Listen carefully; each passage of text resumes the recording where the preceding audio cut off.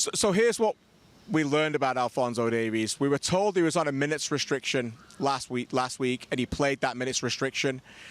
Number of sources told me that if it went to extra time, he was coming off in that game. That's how strict the minutes restriction was. Going into this game, as of 40 hours ago, that minutes restriction, I believe, had been extended. Not exactly sure, probably 30 minutes. And then we found out what happened. Jesse Marsch talked about it afterwards, where he hoped he would go. And Alphonso Davies met with me afterwards, and here's what he had to say. Yeah, I know obviously in training I felt a little bit something, but at the end of the day, me and Jesse had a conversation. He said, like, if I feel 100%, I told him no, to be honest. Obviously, we want players on the pitch that are 100% to play the game and 100% to give everything. And I felt like, I wasn't there yet. And so this is why we made the decision. I don't want to be a burden on the team or on the pitch and not giving my all. Every time I play the game, I want to give my all and fully play this game, with freedom and no injuries. But at this time, it was tough. Obviously, it was tough sitting there watching the game, knowing, I'm not 100%, but yeah, just wanted to, see how it is. It's an injury where, you can't take any risk. Obviously, with my history of hamstring injury, I had it 3 times back-to-back in the last 6 months, or 3-4 months. It's something that is very delicate, especially, with my game, there's a lot of speed, a lot of running. So if a player is not 100%, that that has that speed, it's tough. It's tough to give everything. I was just trying to see how it is, but obviously, 24 hours not going to magically, make your hamstring injury or hamstring tweaks go away. So I was just trying to see how it is. Maybe I could have, gone in, but yet again, I was doing my sprints, and every time I took a step, I felt something. So Davies speaking to me clearly clears up some things. There was a lot of question marks during the game, particularly when Jacob Schaffelberg came on in a position you'd expect Alphonso Davies to come in, and when you're only down by a goal in a knockout World Cup game, that Alphonso Davies didn't come in. He didn't warm up the entire game. I asked him about it. You heard the answers there. He was sprinting during halftime, and you could see then, obviously, he was trying something. Now we know, Alphonso said after the game, that he felt something. Now, we're clearly in that raw phase after the game. There was a lot of passion from some Canadian fans and other members of the media questioning why he wasn't in the game. The big thing for me is, what do the players and Jesse Marsch think? And Jesse Marsch said we wanted him in the game. Stefan Eustáquio said afterwards, we needed him in the game, but he couldn't go. And I think that's all that we need to know right now. Is we'll find out maybe in months, years to come, what they truly feel about this. But as he alluded to, if he felt something in his hamstring, I don't think anybody can really expect Alphonso Davies to go into a game like that and perform. Yeah, this is one that we can talk about for a very long time. That is for sure. Your star player really just being limited to 15 minutes at a home World Cup. That's going to garner attention.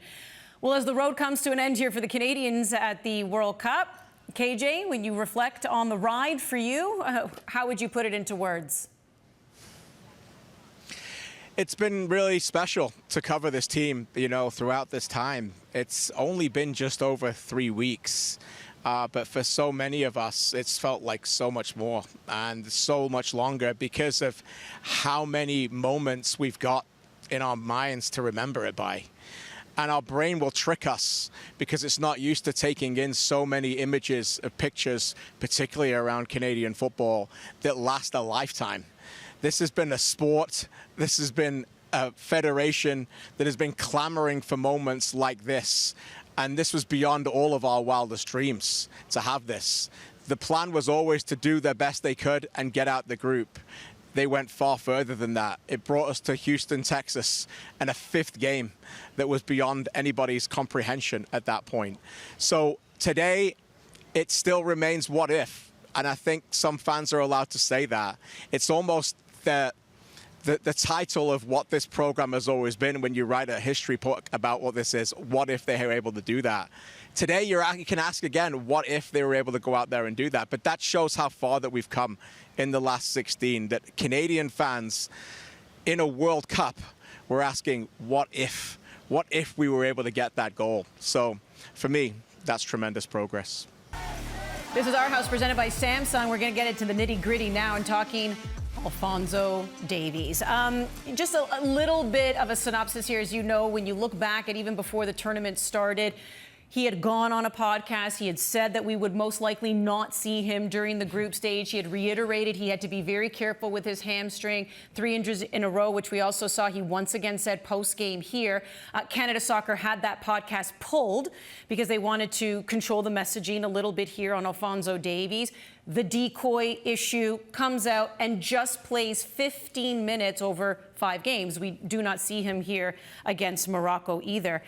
Maybe it's a little bit harsh asking this, but it'll be asked anyways, Gareth. Was it a mistake to bring Alphonso Davies? Or was it a mistake to make him part of the 26? I don't think that was the mistake, but I think there's been a lot of mistakes after that has happened. So we can document this. First, I want to say, like, seeing Alphonso Davies speak post-match to Christian Jack, he's a sympathetic character. I feel really bad for the young man because clearly, like, he's not in a very good place physically or mentally with everything that he's gone through over the last, 15, 16 months or so. I genuinely feel really bad for Alphonso. At the same time, I think it's an easy sentiment to have if a lot of Canadians, a lot of onlookers are frustrated by the situation as well. And let's start off with the communication, because I think the communication around Davies' availability or lack thereof has been a mess since day number 1. There were 2 options if this was the state of play when it came to Alphonso Davies entering this tournament.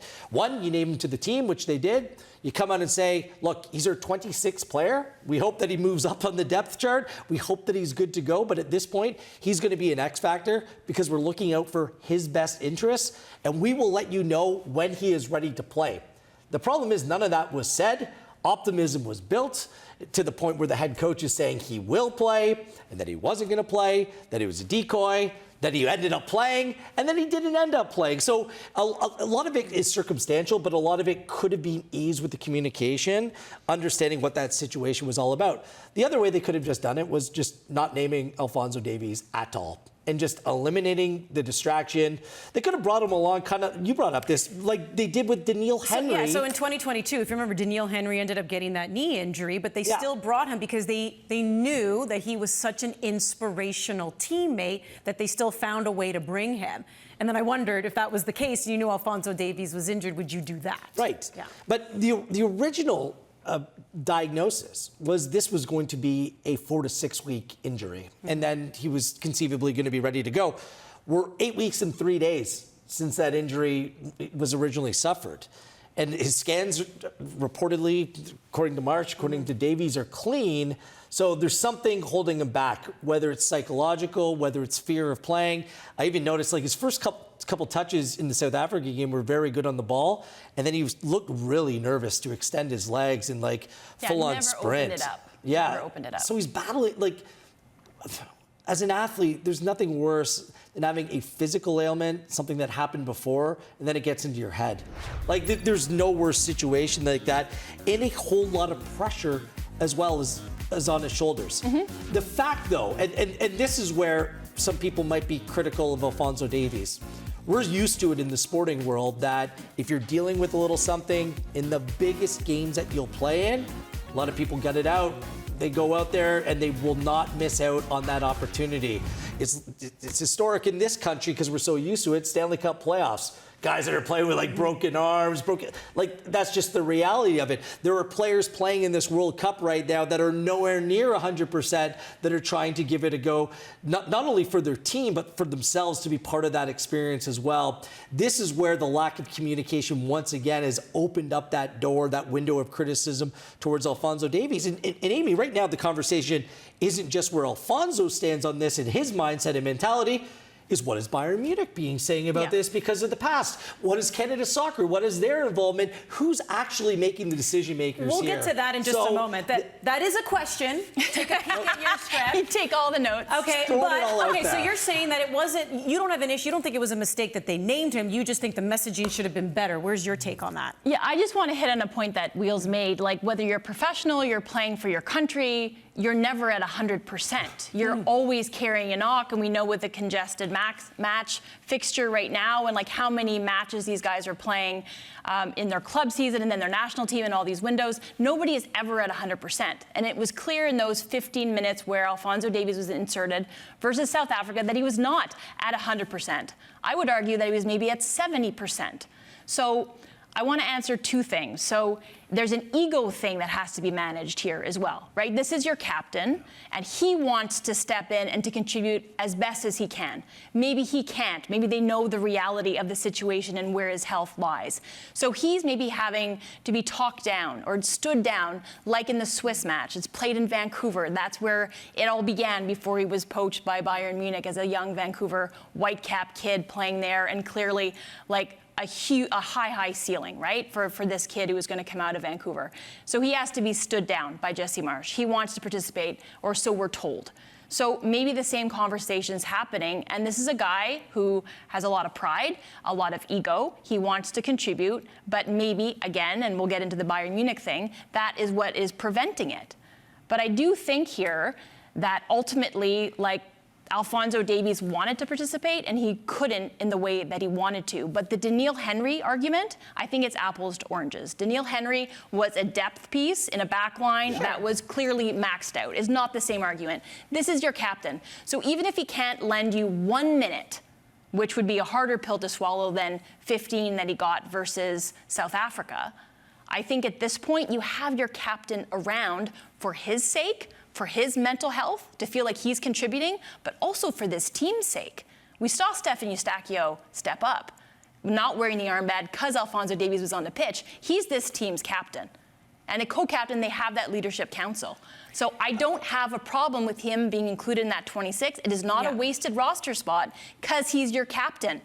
Don't you just feel like it was weird the way that everything was handled? But I think that's what I'm hearing from everybody here is the messaging. And you're right. Like, I'm not trying to say Daniil Henry and Alphonso Davies are the same player. I'm saying that if you wanted to find a way to bring a player to be inspirational, there's ways to do it. And you're both in agreement that Alphonso Davies being on the 26 is fine, but are you agreeing then that maybe the messaging, because even with the players, like KJ saying that Stephen Eustáquio is now also lamenting we're a different team when he's playing, like even the players themselves seem to have hope that he would have played more. So it also seems like the messaging was a little chaotic even within the squad. Is our captain playing or is he not? But if it's understood, our captain's not at 100%, and even at 70, he doesn't seem good to go, but he's here because he's just going to be supporting us and he's going to be motivational. But then there was always that hope that he was going to come on, and I feel like maybe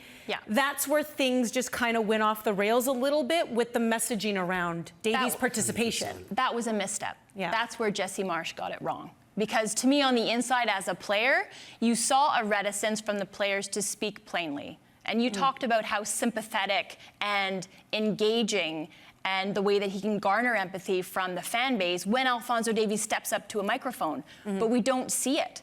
So if they had put him in front of the cameras a little bit more, allowed a little bit more press, you're still controlling the messaging a little bit and that narrative, but you allow players to speak freely. When you're a player on the inside and you have to be guarded and you're not sure of what the messaging is today, what am I allowed to say, what can't I, whether it's tactics or a little bit of gamesmanship and shiny object with Alphonso Davies, who's clearly our best player, and you want to strike fear in the opponents, it's not done that way. So I think that was mishandled by Jesse Marsch, because I think ultimately it could have been a massive distraction, but they were able to manage it. Yeah. I'll just say there were sensitivities around Alphonso Davies. Like, we know that he's not Daniil Henry, he's not Moise Bombito or Alfie Jones or any of the other injured players either. He is Alphonso Davies, the face of Canadian soccer right now, and also a player who was injured in a meaningless third-place game 15 months ago playing for Canada. We know what happened between Bayern Munich, the agent, and Canada Soccer at that time. All you needed to do was be clear. All that the head coach of Canada had to say is, we hope that Alphonso Davies plays. Not he's playing, he's a decoy. And honestly, a lot of the comments today and in previous days when Canada's played, where is Alphonso Davies? If it's about growing the sport in this country, the public is expecting to see Canada's best player play because the head coach has told them that he's going to be able to play. If this wasn't the case from the start, it's just being handled completely in the wrong way. This is where I just advocate. Just be clear in your communication. Yeah. It doesn't take much to have a conspiracy theory here in 2026. Now, Bayern's to blame, everyone's to blame. Yeah. Like, that's just the world that we live in. So I hope that this is a key learning moving forward. And my concern now, guys, Davies doesn't play here. He's reluctant to play. When will we see him play for Canada next? Yeah. That is an open-ended question. I don't think it's coming around. I got to anytime control soon. the show now because I think the question we all have moving forward is who is making the decisions? Is it Alphonso? Is it Canada Soccer? Is it Bayern Munich when it comes to his participation with the national team? Who makes that ultimate call? All right, either way, though, this World Cup, lots of feelings when it comes to Canada's performance. Historic, and it was absolutely brilliant on so many levels. But the what if is because they have given hope, and this is a team that has proven they can get it done.